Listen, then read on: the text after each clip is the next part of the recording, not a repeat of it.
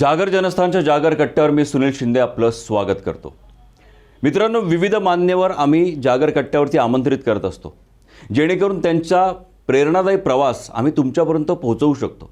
त्यातनं आपल्याला नक्कीच काहीतरी शिकायला मिळत असतं. विविध मान्यवर आणि त्यांचे विचार आपण जाणून घेत असतो. आज एक युवा नेतृत्व यांना आज आपण जागर कट्ट्यावरती आमंत्रित केलेलं आहे. त्यांचा प्रवास काय आहे, त्यांचे विचार काय आहे आणि भविष्यात त्यांची वाटचाल कशी असणार आहे, अशा विविध मुद्द्यांवर आज आपण त्यांच्याशी चर्चा करणार आहोत. नाशिकमधले वार्ड क्रमांक 30-31चे नगरसेवक सतीश बापू सोनवणे यांचे सुपुत्र आणि आत्ताच भाजपच्या सरचिटणीसपदी विराजमान झालेले अनिकेत सोनवणे यांना आज आपण जागर कट्ट्यावरती आमंत्रित केलेलं आहे. नेमका कसा आहे त्यांचा प्रवास, राजकारणात त्यांना काय यावंसं वाटलं, आज युवा नेतृत्व राजकारणात तसं तेवढ्या ॲक्टिव्हपणे ते पार्टिसिपेट करत नाही, मात्र यांचे काय विचार होते आपण त्यांच्याकडनं जाणून घेणार आहोत. सर्वप्रथम आपण अनिकेत सोनवणे यांचं जागर कट्ट्यावरती स्वागत करणार आहोत. नमस्कार अनिकेतजी, जागर कट्ट्यामध्ये आपलं स्वागत. अनिकेतजी, एक युवा नेतृत्व म्हणून आपल्याकडे पाहिलं जातं आहे. आजची युवा पिढी विविध विषयांमध्ये भरकटते, व्यसन असो किंवा अनेक वेगवेगळे निगेटिव्ह विषय असतील. त्यांना त्या पद्धतीचा एक गोल मिळत नाही, त्यांना त्यांचा एक टार्गेट सेट होत नसतं. मात्र आपल्याला राजकीय वारसा लाभलेला आहे आणि त्या माध्यमातून आपणही त्यांच्या पावलावर पाऊल ठेवण्याचा प्रयत्न करत आहात. नेमकी ही राजकारणाची सुरुवात कशी झाली आपली? खरं तर मी सगळ्यात आधी एक गोष्ट क्लिअर करेल की मी राजकारणात यासाठी हे काम करत नाही आहे. घरात राजकारणाचा वारसा आहेच. माझे वडील हे नगरसेवक गेल्या 10 वर्षापासून आहेत. मध्यंतरी सभागृह नेतेसुद्धा होते नाशिक महानगरपालिकेचे. आणि कुठेतरी 2009 साली आम्ही या गोष्टीत समाजकारणात पडलो. 2009 साली आम्ही युनिक ग्रुपची स्थापना केली. त्याचे मेन मुद्दे हेच होते की महिला सक्षमीकरण, आमचा भाग खरा सगळे उच्च शिक्षित लोक असतील, त्यांच्यासाठी आपण काहीतरी विविध योजना करू शकतो. त्यातून आपले जे ध्येय असतील किंवा लोकांना मदत गरजेची असेल, अशा सगळ्यांना सोबत घेऊन आम्ही युनिक ग्रुपची स्थापना केली. मग त्यातून पुढे हळूहळू लोक जोडत गेलेत. मग एरियातले असतील, नाशिक शहरभरचे असतील किंवा उत्तर महाराष्ट्रातले असतील, असे लोक जोडत गेले. त्या लोकांच्या पाठिंब्यावर, त्या लोकांच्या काय म्हणता येईल मार्गदर्शनाखाली बरेचसे आमच्या ग्रुपमध्ये, आम्ही तुम्हाला सांगेल की 250-300 लोक आमच्या ग्रुपमध्ये आहेत आज. त्यात मग डॉक्टर असतील, ॲडव्होकेट असतील, काही इंजिनियर्स असतील, असे विविध क्षेत्रातले म्हणजे समाजातले प्रत्येक घटक आमच्या ग्रुपमध्ये आहेत. मग अशा सगळ्या लोकांची साथ भेटत गेली. मग कुठेतरी माझ्या वडिलांनी 2012 सालच्या निवडणुकीत उतरायचा निर्णय घेतला. मग त्या अनुषंगाने आम्ही पहिले नगरसेवक 2012 साली माझे वडील झाले. त्यावेळेस तर काही मला या गोष्टींमध्ये इंटरेस्ट नव्हता, कारण मी 10वीतच होतो तेव्हा. असं त्याच्यामुळे की काहीतरी डिसिजन राजकारणात घ्यायचा असं काहीच नव्हतं माझ्या मनात. कुठेतरी माझं हेच होतं की एक साधारण लाईफस्टाईल आपली पाहिजे. मला व्हायचं तर खरं पायलट होतं. त्याच हिशोबाने मी अभ्यास, माझी वाटचाल, मी खरं सांगेल तर मी 10वी जेव्हा होतो मला इलेक्शन या गोष्टी समजायच्या सुद्धा नाही. माझा अभ्यास, घरात सगळे बरेचसे लोक यायचे, भेटीगाठी व्हायच्या, मग पक्षाचे असतील किंवा एरियातले लोक असतील, ज्येष्ठ नागरिक असतील, पण मी त्या गोष्टींमध्ये कधी पडलो नाही, कारण माझं ध्येय वेगळं होतं. झालं असं की मी जसं जसं वडिलांचं काम बघत गेलो, त्या प्रवाहात मी सुद्धा व्हायला लागलो हळूहळू. मग कुठेतरी ती समाजकारणाची आवड निर्माण झाली. मग ते आपण म्हणतो ना की लहानपणी बघितलेलं स्वप्न नेहमीच पूर्ण होतं असं नसतं. आयुष्यात जशा सर्कमस्टन्सेस किंवा गोष्टी घडतात त्या हिशोबाने आपल्याला पुढे बदलावं लागतं. त्या हिशोबाने मग मी कुठेतरी या क्षेत्रात आलो. हळूहळू समाजकारणाची आवड माझ्यात झाली. आईवडिलांचे संस्कार तसे लहानपणापासूनच हेच सांगत आले की आपण समाजाला काहीतरी देणं लागतो, त्या अनुषंगाने तू काय करू शकतो. मग ते जेव्हा मनावर घेतलं की ही गोष्ट जेव्हा समजायला लागली की एक वयात आलो की हो खरे आपण या गोष्टी करू शकतो. आज समाजात लोकांना फार त्रास आहे, आपण बघत असाल, मग ते कुठलंही असेल. मग त्या हिशोबाने आपण जर सक्षम आहोत, आपण जर 2 जणांचं काहीतरी अडचण दूर करू शकतो, त्या अनुषंगाने आपण काय करू शकतो. तर मग या गोष्टीत उतरलो आणि हळूहळू लोक जोडत गेले, मित्रपरिवार मोठा होत गेला. तसंच मग जे काम 10% होतं ते 50वर गेलं, 60वर गेलं. अशा प्रकारे हळूहळू एरियापासून जी सुरुवात, आम्ही छोटी सुरुवात केली, ती आज जवळजवळ उत्तर महाराष्ट्रभर आम्ही काम आमच्या युनिक ग्रुप मार्फत चालू. अनिकेतजी, मला एक प्रश्न असा विचारायचा आहे की तसं बघायला गेलं तर राजकारण आपण थोडं बाजूला ठेवलं आहे आणि समाजकारण आपण एक समोर ठेवलेलं आहे आणि त्या दृष्टीने आपण कार्य करत आहात.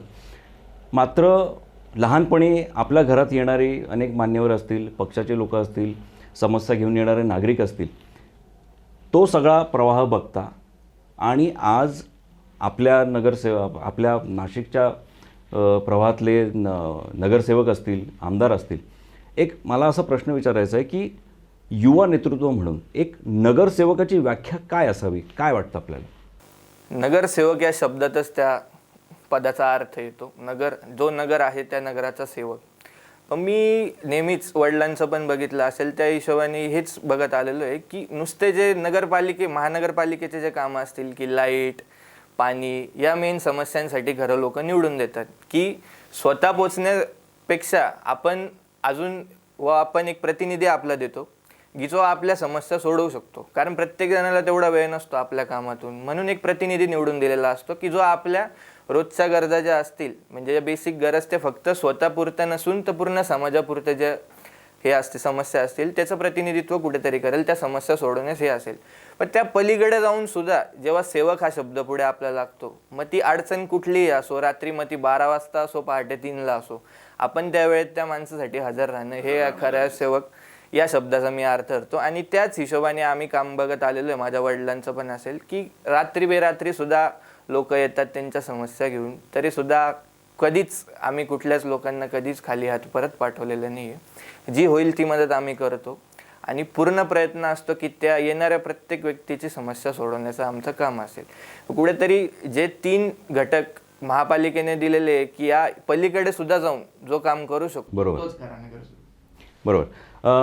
अनिकेतजी, राजकारणाचा प्रभाव बघितला किंवा समाजकारणाचा प्रभाव बघितला, अनेक समस्या असतात लोकांच्या, मात्र नेमकं आपण ज्यावेळेस लोकांसाठी काम करण्याचं ठरवलं, अनेक वेळा काय होतं, युवा वर्ग एक कोणाला तरी समोर ठेवतो, एक ध्येय ठेवतो की एक आदर्श असतो आपला की अरे ह्यांच्यासारखं कार्य जर आपल्याला करण्याचं, आपण त्या पद्धतीने कार्य करण्याचा प्रयत्न केला तर खरंच आपलं आयुष्य सार्थक झाल्यासारखं वाटतं. आपल्याला नेमकं आपल्या आयुष्यामध्ये असं कुठला आदर्श आपण ठेवता आहात, एक आयडल आपण मानता आहात? खरं तर सुरुवात तर माझे वडीलच असतील, कारण ते कारणीभूत आहेत की मी या क्षेत्रात आलो समाजकारणाच्या. त्यानंतर आपण जर बघाल तर मी आपले जे देशाचे गृहमंत्री माननीय अमितजी शहा आणि सार्वजनिक बांधकाम मंत्री नितीनजी गडकरी यांना मी माझा आयडल मानतो. की कुठेतरी आपण बघत असाल अमित शहांचं जे ध्येय आहे की एखादी बिल पास करणं किंवा जे आपल्या वचननामात आम्ही सांगितलेलं आहे, मग त्याला किती जरी विरोध असला, ती गोष्ट जर लोकहिताची असेल तर त्या कुठल्याही थराला जाऊन ते मान्य करून आणतात. तसंच नितीन गडकरींचं आपण बघाल की असा एक पक्षातला म्हणजे इतर पक्षातले कुठलेच लोक नाही जे त्यांच्यावर टीका करतात. आपण म्हणतो ना मनमिळावू नेतृत्व आहे आणि काम म्हणजे काम, तर कुठेतरी आपलं काम हे झालंच पाहिजे आणि ध्येय फक्त लोकांची सेवा एवढंच काम असेल, असे 2 नेतृत्व मी यांना माझा आयडल मानतो. कुठेतरी त्यांना मी बघून पुढे जर कधी पक्षाने संधी दिली किंवा राजकारणात यायचा जर कधी निर्णय झाला तर त्यांच्या हिशोबाने ज्या पद्धतींची कार्य करायची पद्धत आहे त्याच पद्धतीवर माझं काम चालेल. अनिकेतजी, गेल्या 1.5 ते पावणे 2 वर्षापासून अवघा भारत असो, पूर्ण जग असो, कोविड महामारीमध्ये आपल्याला सर्वांनाच त्यातनं जावं लागतं आहे. या महामारीमध्ये युवा नेतृत्वाने खंबीरपणे उभं राहून लोकांसाठी मदत कार्य करणं खूप गरजेचं होतं. युवा वर्गाने त्यांना तसं त्या पद्धतीने सहभागही घेतलेला आहे. आपण स्वतः एक युवा नेतृत्व म्हणून समाजासाठी कार्य करत आहात. कोविड काळात नेमक्या कुठल्याही उपाययोजना आपण युनिक ग्रुपच्या माध्यमातून असो किंवा BJPच्या माध्यमातून असो लोकांपर्यंत पोहोचवण्याचा प्रयत्न केला? आपण बघत असाल की कोविड जेव्हा आला मागच्या वर्षी, ती लाट फार भयानक नसून दुसरी लाट फार भयानक होती. आम्ही फार जवळचे आमचे मार्गदर्शक काही असतील, परिवारातले काही सदस्य असेल, बरेचसे आम्ही सदस्यही गमावले आणि कुठेतरी या गोष्टीची आम्हाला वचक बसली आणि त्या अनुषंगाने आम्ही महापालिकेच्या किंवा इतर प्रशासनाच्या बाहेर जाऊन आम्ही जी काही मदत करू शकलो ती करायचा प्रयत्न केला.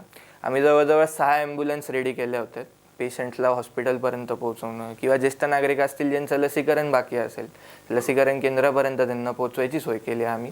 त्यानंतर आम्ही एक 35 सिलेंडरची ऑक्सिजन बँक सुरू केली होती. झालं असं की 35 सिलेंडरसुद्धा कमी पडायला लागले होते, एवढा त्यावेळेस पुरवठा खूप हवा होता.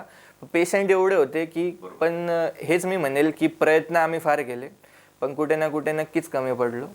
आणि त्यानंतर मग बरेचशा वेळेस असेही आमच्या खऱ्या भागात बघाल तुम्ही तर ज्येष्ठ नागरिक खूप आहेत की जे फक्त कपल राहतात, दोघंच जण, मुलं एक तर बाहेर शिकायला असतील, जॉबला असतील, असे जे ज्येष्ठ नागरिक आहेत त्यांच्या खरं आम्ही जास्त त्यांचं हे घेतलं, काळजी घ्यायचा प्रयत्न केला की त्यांच्यापर्यंत वेळेवर ज्या काही असतील गोष्टी पोचल्या पाहिजेत, बातम्या असतील, काही औषधं असतील, की लॉकडाऊनच्या काळात त्यांना बाहेर निघता येत नाही, काहींना चालायची सुद्धा अडचण असते, असे सुद्धा बरेचसे लोक आहे. मग त्यांच्यासाठी आम्ही हेल्पलाईन नंबर चालू केले होते. माझी ही टीम खरी आम्ही कोविडसाठी 10-12 जणांची टीम चालू केली होती. त्यातले 3 लोक आम्ही खास ज्येष्ठ नागरिकांसाठीच ठेवले होते की त्यांना लागेल त्या अडचणी आपण सोडवल्या पाहिजे. कुठे पोचवायचं असेल त्यासाठी आपल्या गाड्या असतील, मग स्वतःच्या गाड्या जरी असल्या तरी चालतील. ॲम्ब्युलन्स तर आम्ही केलेल्याच होत्या. त्यात 3 ॲम्ब्युलन्स आम्ही ऑक्सिजनच्या केलेल्या होत्या की कारण काही पेशंट्सला एकदम वेळेवर त्यांचं सॅच्युरेशन ड्रॉप होतं, त्यामुळे मग हॉस्पिटलपर्यंत पोहोचूस तर त्यांना त्रास नको व्हायला या अनुषंगाने आम्ही ऑक्सिजनच्या 3 ॲम्ब्युलन्स चालू केल्या होत्या. आणि बरंचसं जास्त आम्ही भर याच्यावरच दिला होता की किती लवकर लसीकरण करता येईल. मग आपण बघाल की 60 वर्षाच्या वरच्या बरेचसे आमच्या भागातले जवळजवळ 80% ज्येष्ठ नागरिकांचं लसीकरण झालेलं आहे. आमच्या भागातच महानगरपालिकेचं प्राथमिक केंद्र असल्यामुळे तिकडे लसीकरण उपलब्ध होतं, त्यामुळे पटापट आम्ही जितकं लवकर शक्य असेल तितक्या पहिल्या टप्प्यात, दुसऱ्या टप्प्यात लसीकरण करायची लोकांना पण मदत केली आणि प्रबोधन पण केलं की लसीकरण हा खरा शेवटचा पर्याय असेल आपल्याकडे, की कुठेतरी येणाऱ्या लाटा त्याच्याने थांबतील, त्याने तो प्रभाव कमी होईल त्याचा. मग खूप असेही त्याच्यात इन्स्टन्स झाले की आम्हाला स्वतःला PPE किट घालून सुद्धा बॉडीज उचलायला लागले, कारण 2घच जण राहणारे आजी आजोबा काहीच करू शकत नाही. मग अशा वेळेस आम्ही ह्या सुद्धा गोष्टी केलेल्या आहे की PPE किट आम्ही आज पण आमच्या गाडीत 2-4 PPE किट पडलेले असतात की जेव्हा गरज पडली तेव्हा जर या गोष्टी करायच्या असतील तर आम्ही त्या सुद्धा केलेल्या आहे. मग बरेचसे पेशंट आम्ही स्वतः उचलून नेलेले हॉस्पिटलमध्ये. अशा बऱ्याचशा गोष्टी आम्ही कोविडच्या काळात करून ठेवल्या. त्यानंतर दर आठवड्याला आम्ही एक परिसर पूर्ण सॅनिटाईज करायचो आणि बिल्डिंग मग पूर्ण घरात असेल जिथे पेशंट असेल, कारण मागे महिन्यात एक अशी वेळ होती की जवळजवळ प्रत्येक बिल्डिंगमध्ये एक पेशंट सापडायचा. तर मग कुठेतरी त्याला आळा घालण्यासाठी आणि लोकांमध्ये एक भीतीचं वातावरण निर्माण होतं की माझ्या घराखाली पेशंट आहे तर मग आता काय मी बाहेरच पडणार नाही, तर मग कसं पूर्ण बिल्डिंग सॅनिटाईज करून द्यायचं काम आम्ही केलेलं. आणि कुठेतरी मानसिक बळ लोकांना जे खरं गरजेचं होतं कोविड काळात, की आपण बघत असाल की शेजारचा सुद्धा बोलत नाही जर एखाद्याच्या घरात पेशंट असेल. अशा वेळेस काय होतं की ऑलरेडी ते खचलेले असतात, त्यात अजून जर आपले शेजार बाजार जे आपल्याशी बोलणार नाही, आपल्याला मदतीचा हात देणार नाही, तर मग ते अजून खचतात. याच्याने अजून त्यांची स्थिती बिघडते, कारण कुठल्याही आजाराला बीट तुम्हाला करायचं असेल तर तुमची मानसिक प्रकृती खंबीर पाहिजे. असे जे आम्हाला बऱ्याच वेळेस फोन यायचे की आम्हाला असा त्रास होतोय, आमच्याशी हे नाही, तर त्याच्यासाठी पण आम्ही योग शिबिरं सुद्धा ठेवले होते. त्या लोकांसाठी बोलायला, त्यांच्यासाठी आमच्या टीम जायच्या, मदत करायच्या. ज्यांच्याकडे जेवण बनवायचे प्रॉब्लेम होते की पेशंटच खूप आजारी आहेत, काही असे सुद्धा प्रसंग घडले की जिथे मोठे सगळे बाधित आणि लहान लहान मुलीच फक्त राहिल्या. अशा मुलींकडे आम्ही डबे पाठवले, त्यांना त्यांची काळजी घेतली. असा सगळा प्रयत्न आम्ही केला. तो अनिकेतजी, युवा वर्गाचा विचार करण्याची पद्धत आणि ज्येष्ठांची विचार करण्याची पद्धत यात खूप मोठी तफावत असते. बरोबर. हीच कॉन्सेप्ट राजकारणात सुद्धा लागू होते. आज राजकारणात युवा वर्गांचा तसा ओघ तसा बघायला गेलं तर कमी आहे. मात्र युवा वर्ग ज्यावेळेस राजकारणात काम करत असतो त्याचं ध्येय, त्याचा विचार आणि टेक्नॉलॉजीला घेऊन त्याचं एक कृती याच्यामध्ये फरक असतो. बरोबर. आपणही एक वेगवेगळ्या यंत्रणा आज वापरण्याचा प्रयत्न करत आहात, ज्या यंत्रणा समाजासाठी उपयुक्त ठरणार आहेत. नेमक्या कुठल्या प्रकारच्या यंत्रणा आपण समाजासाठी उपयुक्त आहेत आणि त्या लोकांपर्यंत पोहोचवण्याचा प्रयत्न करता? आपण बघत असाल की टेक्नॉलॉजीने आता असं काही नाही की फक्त युवाच वर्ग, ज्येष्ठ नागरिकांना सुद्धा टेक ओव्हर केलेलं आहे. की एक गोष्ट जिथे पोचण्यापेक्षा मोबाईलवरती होते, डिलिव्हरीज असतील, तसं त्या अनुषंगाने आम्ही पण एक यंत्रणा काही दिवसात उभी करणार आहे. त्याच्यात खास करून ती महिलांसाठी असणारी, येत्या काही दिवसात ती आम्ही इंट्रोड्यूस करूच. त्याच्यात बऱ्याचशा असं असतील की छोटे छोटे गृहउद्योग असणारे महिला आहेत, ज्यांना खरंच जे केपेबल आहेत की त्यांच्या छोट्या सुरुवातीतून मोठा सुरुवात करू शकतात. आम्ही खऱ्या अर्थाने आमचे खूप मोठे इव्हेंट होतात. उत्तर महाराष्ट्रात सगळ्यात मोठा गणपती उत्सव आम्ही युनि ग्रुपतर्फे करतो, तसा राज्य शासनातर्फे आम्हाला पुरस्कार सुद्धा भेटलेले आहे. तर आम्ही जेव्हा गणपती किंवा इतर आमचे मोठे मोठे इव्हेंट्स असतात, शिवजयंती असेल, नवरात्र उत्सव असतो आमचा मोठा, जो फक्त महिलांसाठी असतो, खास महिलांसाठी, या इव्हेंटमध्ये की लोकांचा सहभाग होतो, तर मग अशा वेळेस आपण त्यांना स्टॉल्स उपलब्ध करून देतो फ्री ऑफ कॉस्ट. की काही महिला आहे ज्यांना वाटतं की त्या व्यवसाय करू शकतात पण मग छोटे खाणी, तर मग त्यांना आपण तो प्लॅटफॉर्म देतो की त्यांचा जो व्यवसाय ते येणाऱ्या आमच्या इव्हेंटला जे लोक आहेत त्यांच्यापर्यंत पोहोचवू शकतं, त्यातून मोठं काही करू शकतं. तर आपण बघत असाल की आता कोरोनामुळे मोठ्या गॅदरिंग्स बंद झालेले, मोठे मोठे इव्हेंट आपण घेऊ शकत नाही, लोक एका ठिकाणी जमू शकत नाही. तर कुठेतरी एक महिलांसाठी की त्यांचा जो हे आहे उद्योग आहे घरातला छोटा, मग ते खाद्यपदार्थ असो, काही कपड्यांचा असो, हा कुठेतरी लोकांपर्यंत पोहोचला पाहिजे. कारण डिलिव्हरी चालू आहे, पण मग छोटे जे उद्योजक आहेत, महिला उद्योजक, त्यांचे प्रोडक्ट्स लोकांपर्यंत पोहोचण्यासाठी एक यंत्रणा आम्ही थोड्याच दिवसात सुरू करतोय. कुठेतरी याचा फायदा लहान मुलांपासून ते ज्येष्ठांपर्यंत सगळ्यांना होतं. याच्यात होईल की बायर आणि सेलरला कुठेतरी ऑनलाईन आपण एकत्र आणले. कारण आपण मोठ्या मोठ्या कंपन्या बघतो, ॲमेझॉन असेल, फ्लिपकार्ट असेल, पण ते ब्रँड्स झाले. पण स्थानिक, जसं आपले माननीय देशाचे पंतप्रधान बोलतात की आपदाव का अवसर में बदली आहे, तर ही जी आलेली हे की आज मोबाईल सगळ्यांना वापरता येतात. आपले जर उद्योग आपण मोबाईल थ्रू आपले येणाऱ्या कस्टमर्सला जर ऑनलाईन भेटू शकले, तर ते मोठ्या ब्रँड्सपेक्षाही काही आपले छोटे उद्योजक असतात ज्यांच्या प्रोडक्टला क्वालिटी असते, आणि कुठेतरी आपल्या लहान उद्योजकांना वर आणू तर आपली अर्थव्यवस्था पूर्ण मजबूत व्हायला सुरुवात होईल. तर या अनुषंगाने आम्ही एक यंत्रणा थोड्याच दिवसात सुरू करतो, याच्याने बायर आणि सेलर एकत्र येऊ शकते, आणि खास करून हा विषय महिलांसाठी असतो. अनिकेतजी, राजकारणात काम करत असताना, समाजकारणात काम करत असताना मेंटली आपण खूप ठिकाणी डिवाईड असतो. अनेक लोकांच्या समस्या असतात, त्या सोडवायच्या असतात. विरोधी पक्षाचे वेगवेगळे प्रश्न असतात, त्याच्यावरती विचार असतो. भविष्याचं ध्येय ठरवायचं असतं. मात्र युवा वर्गाकडे, आजच्या युवा वर्गाकडे तसं बघायला गेलं तर पेशन्स हे फार कमी झालेत. कारण मोबाईलची सवय लागल्यामुळे सगळ्या गोष्टी पटकन अवेलेबल होतात, आणि म्हणून ते जे पेशन्स असतात ते खूप कमी झाले. आपण ज्यावेळेस लोकांसाठी काम करता, कधी असं वाटलं नाही का की आता हे नको, बस आता मला माझी एक पर्सनल आयुष्य मला बघायचं आहे, माझी फॅमिली असतील, माझे काही जर माझे छंद असतील, मला ते जोपासायचे, आणि हे नको, आता हे सोडून देऊया, असं कधी वाटलं नाही का? हे बरेचसे अनुभव आहेत तसे, की सुरुवातीला हे खरं या गोष्टी जास्त होतात, की कुठेतरी वाटतं आपल्याला की या फील्डमध्ये येणं म्हणजे सगळं चांगलंच आहे, की आपण ठरवू त्या गोष्टी होतीलच. पण तसं नसतं, अनुभव येत जातो, मग बऱ्याचशा टीका होत असतात. पण मग किती पॉझिटिव्हली आपण ती टीका घेतो तेही आपल्यावर आहे. टीका होणं हे तितकंच गरजेचं असतं, कारण टीका झाली नाही तर कुठेतरी आपल्याला प्रगतीला मार्ग नाही आहे किंवा प्रगती करायला जागा नाही. आपण एक बंद डब्यात आहोत जर आपल्यावर टीका होत नाही, की तेवढ्यापुरती एक लिमिट सेट झालेली आहे, त्या लिमिटच्या वर तुम्ही जाऊ शकत नाही. पण जेव्हा टीका होते तेव्हा समोरचा आपल्या हा कुठेतरी मागे आहे हे आपल्याला जाणून येतं, आणि अजून सॅटिस्फॅक्शन लोकांना आपण कसं देऊ शकतो कामाच्या माध्यमातून, ते कुठेतरी त्याच्यावर आपली विचारसरणी वाढायला लागते. आपण प्रोसेस करावा लागतो गोष्टी, की आज हे काम तर आपण केलं, याच्यात 100 लोक खुश झाले, नक्कीच झाले, पण कुठेतरी 50 लोक टीका करतात त्या गोष्टीतून की अजून असं होऊ शकत होतं. मग नक्कीच त्यात जर सुधारण्याचा मार्ग असेल, सुधारणा करू शकतो आपण, तर लोकांचा सुद्धा सहभाग घेऊन त्याच्यात नक्कीच सुधारणा कुठल्या पद्धतीने करता येईल त्या हिशोबाने पण काम करता येतं. आणि मानसिक ते तर होणारच आहे, ते कुठल्याही क्षेत्रात जा, असंहीच नाही की समाजकारणाचंच म्हणा किंवा राजकारणाचंच म्हणा, प्रत्येकाला कॉम्पिटिशन, आता आपण बघत असाल कॉम्पिटिशनही आहेच. प्रत्येक घरात एक नेतृत्व खरं जन्माला येतं. पण याचा जास्त विषय माझ्या संदर्भात कधी होतो की माझ्या घरात आधीच एक राजकीय वारसा आहे, तर नेपोटिझम हा शब्द जो खूप चालतो, आपण बॉलिवूडमध्ये खरं जास्त ऐकत असू.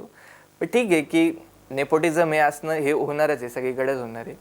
त्याचा अर्थ हे नाही की सगळं प्लॅटफॉर्म रेडी आहे. कुठेतरी स्वतःची ओळख ही निर्माण करणं, कारण लोकसुद्धा आता सुदान झालेली, लोकांना शिकलेलं नेतृत्व लागतं, काम त्यांच्यासाठी करू शकतं असं सुद्धा ते बघतात. कुठेतरी एका नावाचा तो फरक पडतो, नक्कीच पडतो, पण कुठेतरी फक्त नावाच्या बेसिसवर निवडून देत नाही लोक.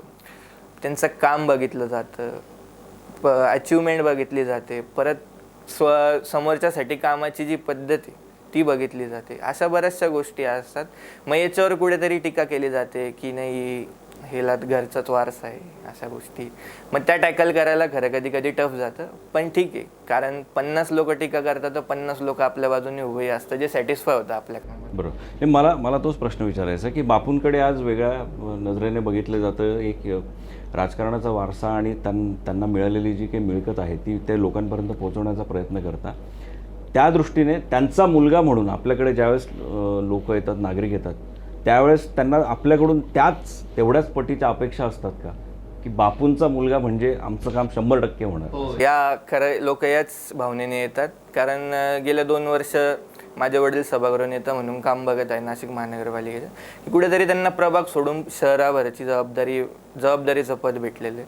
तर मग प्रभागात लोकांची असं होतं की त्यांना महानगरपालिकेत जावं लागतं. तर मग कुठेतरी प्रभागातल्या लोकांची आणि त्यांची भेट होत नाही. कारण काही गोष्टी अशा असतात की लोक फोनवर सांगू शकत नाही, प्रत्यक्षात भेटून असते.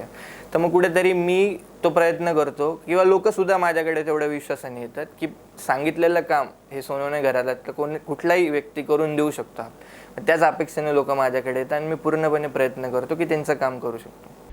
अनिकेतजी, युवा वर्गाचं नेतृत्व म्हणून आपल्याकडे पाहिलं जातं. युवा वर्गाने राजकारणात यावं आणि त्यांनी त्यांच्या विचाराने राजकारण करावं.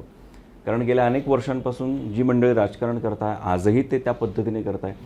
याने कुठेतरी विकास कामांना पाहिजे तसं स्कोप मिळत नाही आहे. मात्र युवा वर्गाने जर विचार केला, त्यांच्याकडे शिक्षण आहे, त्यांच्याकडे टेक्नॉलॉजी आहे आणि वेगळ्या पद्धतीनं ते राजकारणात उतरून राजकारण बदलू शकतील.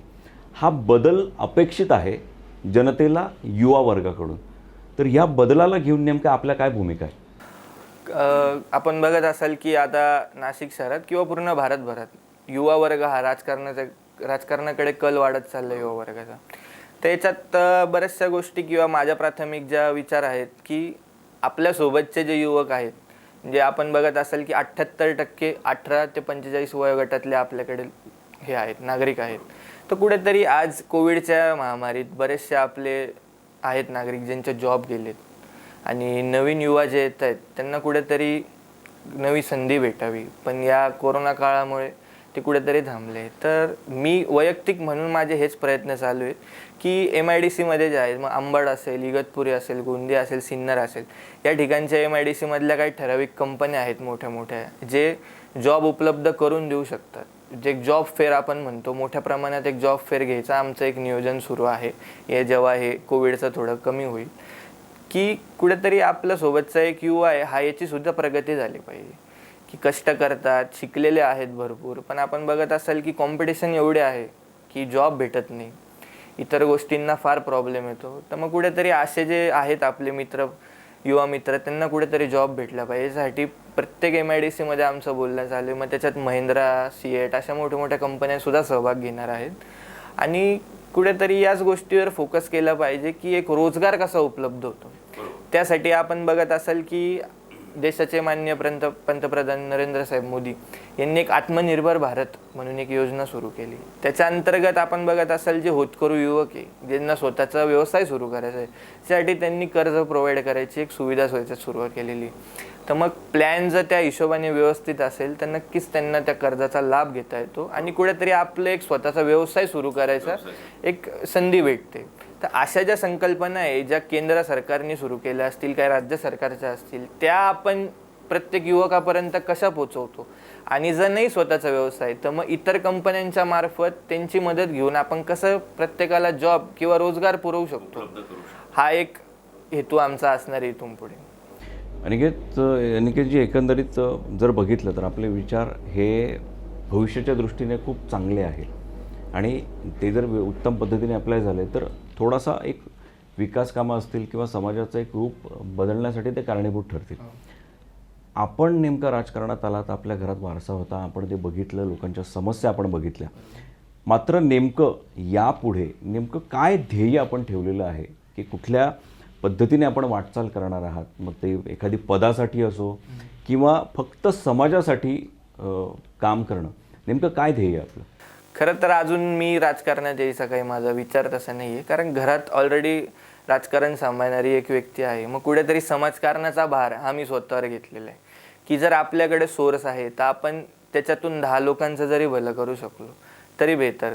की देवाने जर आपल्याला तेवढं सक्षम केलेलं आहे तर कुठेतरी आपण 10 लोकांच्या कामात आलो पाहिजे. तर मग राजकारणात यायचा असा अजून तर काही माझा विचार नाही.